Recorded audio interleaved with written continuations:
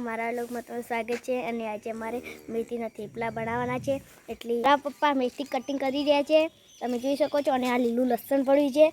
અને આ ગવાના લોટમાં માસળી નાખવાનું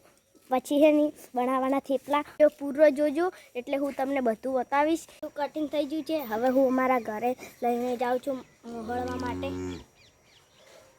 ચાલો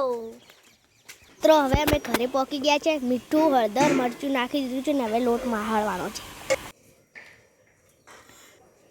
જોવો હવે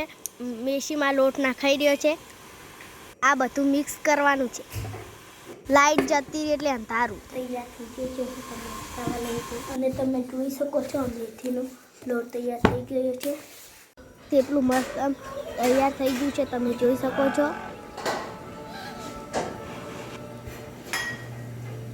એટલે મારો વ્લોગ પૂરો થાય છે જય માતાજી।